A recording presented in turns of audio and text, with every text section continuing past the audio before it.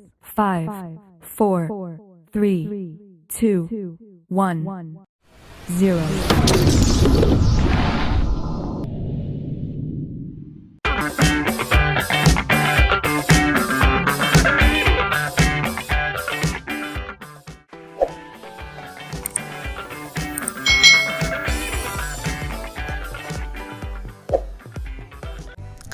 Hai, selamat datang di channel YouTube Kak Citra. Apa kabar adik-adik semuanya? Kak Citra berharap kalian dalam keadaan yang baik, sehat, dan siap untuk belajar ya.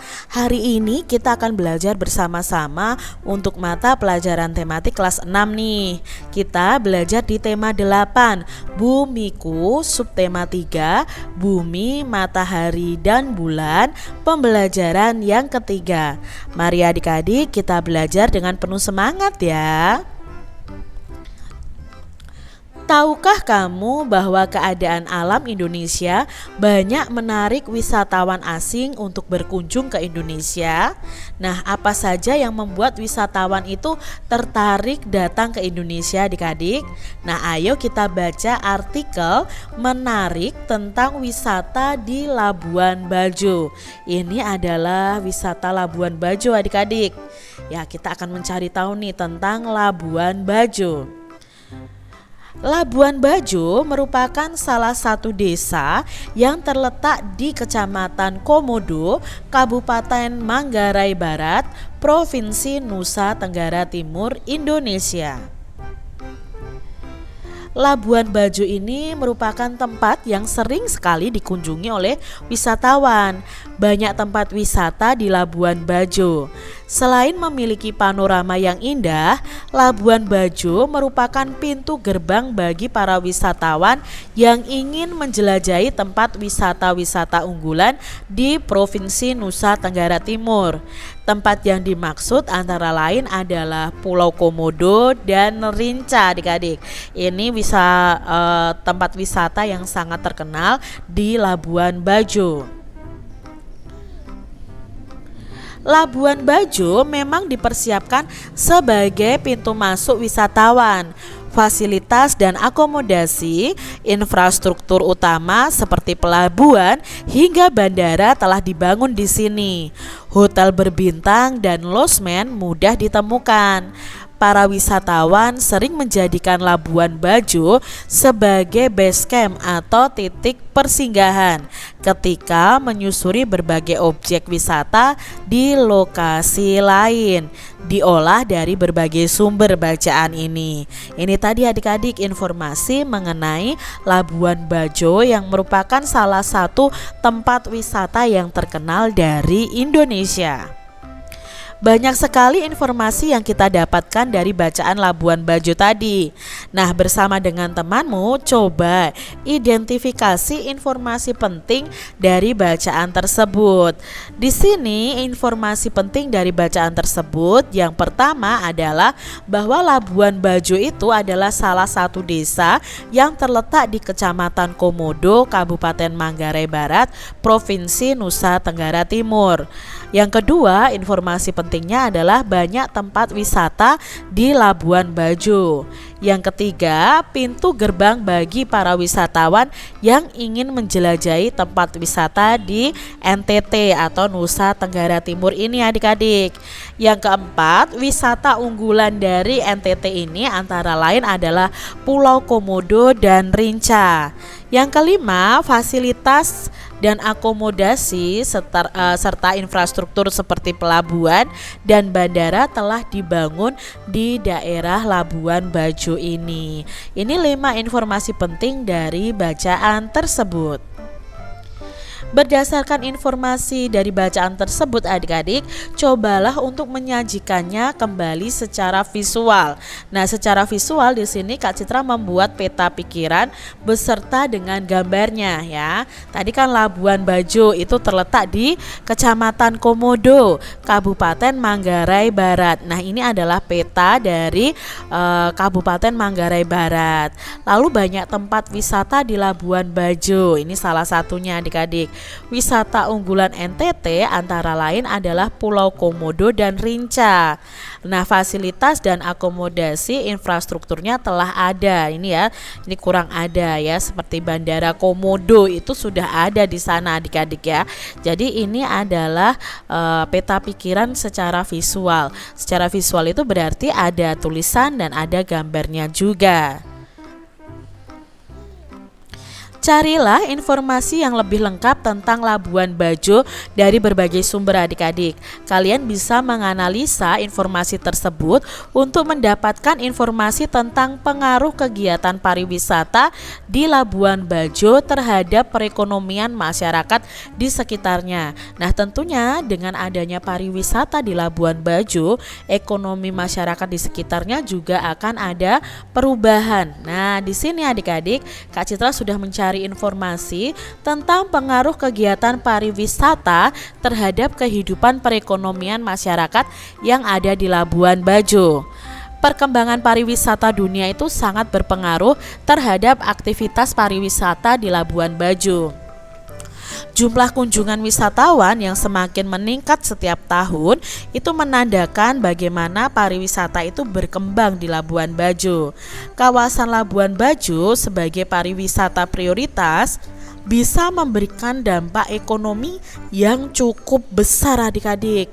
Nah, pengaruh kegiatan pariwisata terhadap perekonomian masyarakat Labuan Bajo adalah meningkatkan pertumbuhan perekonomian masyarakat sekitar Labuan Bajo serta bisa meningkatkan investasi yang masuk ke sektor pariwisata sehingga dapat membuka peluang-peluang usaha lainnya yang berkaitan dengan pariwisata.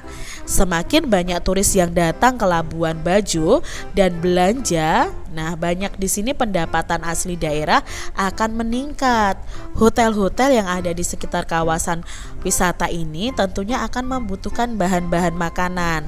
Maka para petani yang nantinya akan diuntungkan karena bisa memasok langsung hasil panennya ke hotel-hotel sekitarnya adik-adik.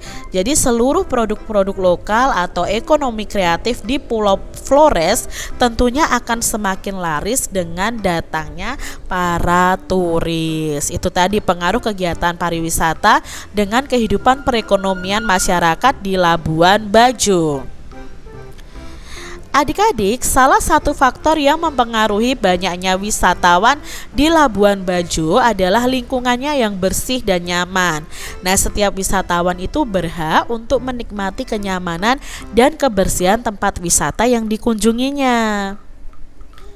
Salah satu faktor yang mempengaruhi ini tadi ya adik-adik ya, sangat nyaman, sangat indah, bersih lagi.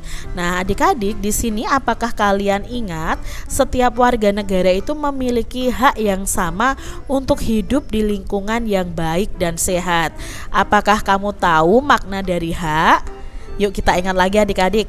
Nah, hak adalah sesuatu yang mutlak menjadi milik kita dan penggunaannya bergantung pada kita sendiri. Bersama dengan temanmu, coba ikuti langkah-langkah kegiatan di bawah ini. Perhatikan gambar-gambar nanti di bawah ini, lalu deskripsikan gambar tersebut. Analisa apa yang menyebabkan kondisi itu bisa terjadi, dan dalam gambar tersebut apakah hak masyarakatnya sudah terpenuhi atau belum. Contohnya nih adik-adik, gambar yang pertama ya, deskripsi gambarnya apa? Di sini ada penumpukan sampah di sepanjang aliran sungai. Sungainya menjadi kotor dan menyebabkan banjir dan penyebaran penyakit. Nah, apakah hak masyarakatnya hak masyarakat yang tidak terpenuhi apa di sini? Nah, hak yang tidak terpenuhi adalah hak untuk hidup pada lingkungan yang sehat dan hak untuk memanfaatkan lingkungan. Lalu apa yang dapat dilakukan supaya hak masyarakat terpenuhi? Nah, supaya hak masyarakat terpenuhi, kalian wajib menjaga kebersihan kebersihan lingkungan dan membuang sampah pada tempatnya. Berikutnya nih adik-adik, gambar yang kedua, ini kondisi lalu lintas ya. Bagaimana di situ ada bis atau mobil yang mengeluarkan polusi udara. Nah, di sini terjadi pencemaran atau polusi udara di sepanjang jalan yang menyebabkan ketidaknyamanan para pengguna jalan. Lalu hak masyarakat yang tidak terpenuhi apa? Nah, di sini hak yang tidak terpenuhi adalah hak untuk hidup pada lingkungan yang sehat dan hak untuk memanfaatkan lingkungan. Apa yang dapat dilakukan supaya hak masyarakat itu terpenuhi? Ya, kita harus menggunakan kendaraan ramah lingkungan dan menggunakan transportasi umum. Gambar yang ketiga adik-adik, hijaukan kembali untuk masa depan bumi kita. Nah, ini adalah poster ajakan untuk menghijaukan kembali lingkungan sekitar. Hak masyarakat yang tidak terpenuhi apa dengan tidak adanya penghijauan kembali? Nah, di sini ada hak pada kelangsungan hidup dan hak untuk meningkatkan kualitas hidup. Apa yang dapat dilakukan supaya hak tersebut itu terpenuhi? Nah, kita harus memelihara kelestarian dan fungsi lingkungan hidup serta mencegah atau menanggulangi pencemaran dan perusakan lingkungan hidup di sekitar kita. Lalu gambar yang keempat, ini tentang baliho ya, ajakan bersama kita selamatkan bumi dari perubahan iklim.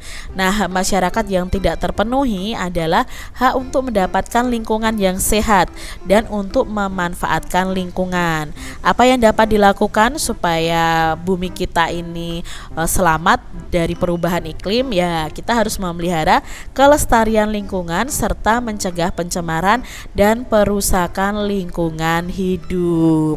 Demikian tadi adik-adik ya, deskripsi gambar, lalu hak masyarakat yang tidak terpenuhi dan apa yang harus dilakukan oleh masyarakat supaya hak masyarakat ini bisa terpenuhi. Demikian tadi adik-adik pembahasan kita di tema 8, subtema 3, pembelajaran yang ketiga. Semoga video pembelajaran ini bermanfaat untuk adik-adik semuanya. Dan sampai jumpa lagi di video pembelajaran Kak Citra selanjutnya. Tuhan memberkati. Jangan lupa tekan tombol subscribe, lalu tekan loncengnya, tekan juga tombol like, lalu share ke media sosial kalian. Jangan lupa untuk ikuti media sosial Kak Citra. Terima kasih.